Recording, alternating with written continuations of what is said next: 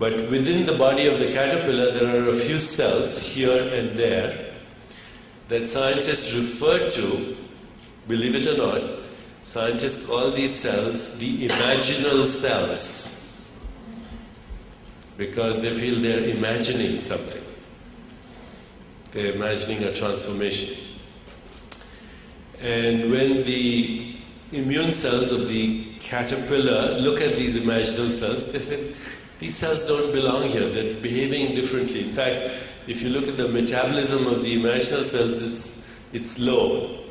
It's as if they were meditating and imagining at the same time. So the immune cells attack the imaginal cells, and the imaginal cells just don't respond. They stay in what might be called choiceless awareness. And soon what happens is the immune cells give up, and the imaginal cells then start to gather in clusters. So there's a cluster here, there's a cluster there, there's a cluster somewhere else. And not only do they start to gather in clusters, the imaginal cells, the clusters of the imaginal cells, they start to connect with each other. And also, as they connect with each other and they grow in numbers, they start to use the dying body of the caterpillar, the dying carcass of the caterpillar, as their nutritive soup. So it becomes the culture medium in which the imaginal cells grow and thrive and connect.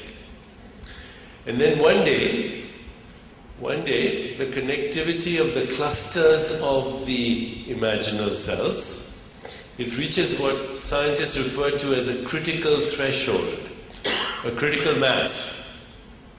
And on that day, magic happens.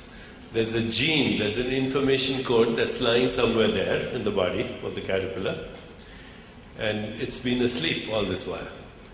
And that gene then wakes up, and in that is the whole information code for the creation of a butterfly. And soon a butterfly emerges, and it has consumed, literally consumed, every little bit of nutrition of the dying carcass. So the caterpillar has disappeared, and a butterfly has emerged. It takes off with wings and flies. And the reason I'm sharing this metaphor with you, first of all, it's a great example of creativity in nature, because a butterfly has no resemblance to a caterpillar. A butterfly is not just a worm with wings. It's a new creature.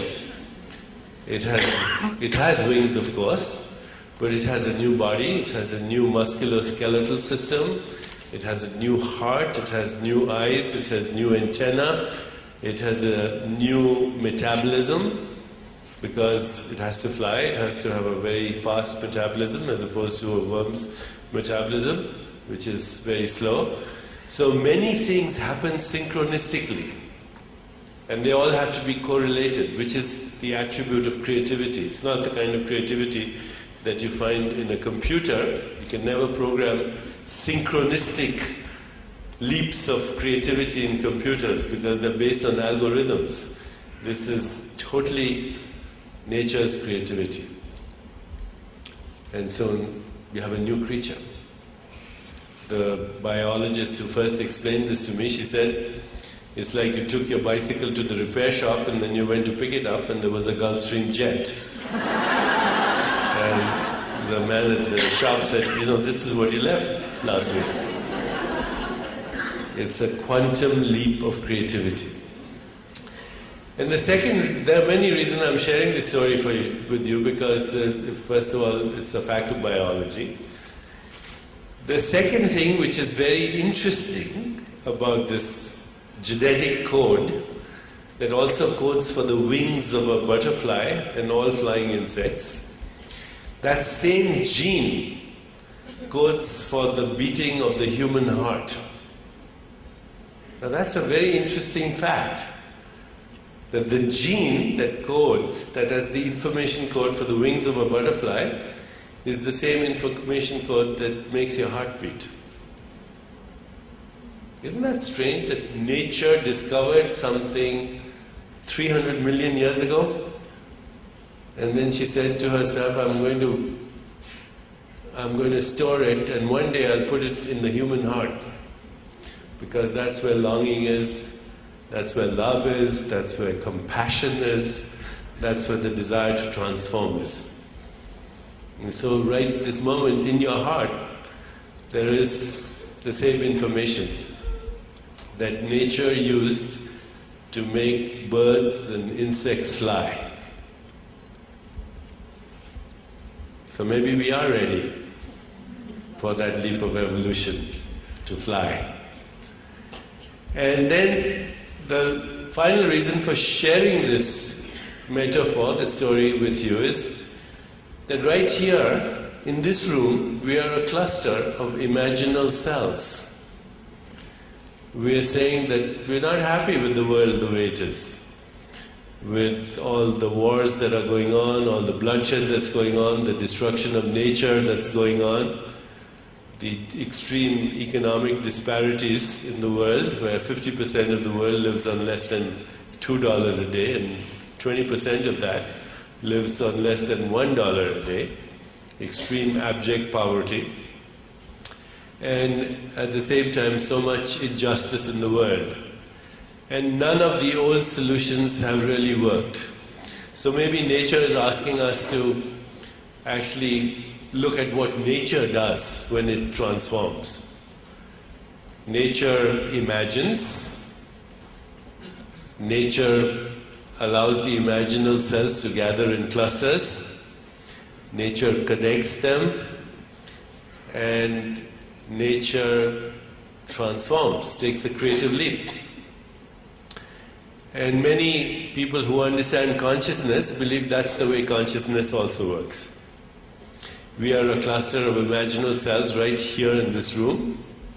There are clusters of imaginal cells all over the world, just like us, in this room.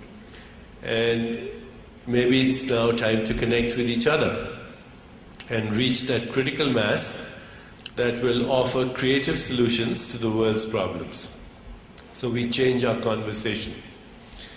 Our conversation is one of creativity, one of love, one of compassion, one of understanding, one of connectivity. So with that, we came up with 3 slogans for the Alliance for a New Humanity. The first is, be the change you want to see in the world. So if you want to have peace in the world, you have to be peaceful yourself. Number 2, make a meaningful difference by doing something, by taking some action, because love without action is really meaningless. And action without love is irrelevant. You need both.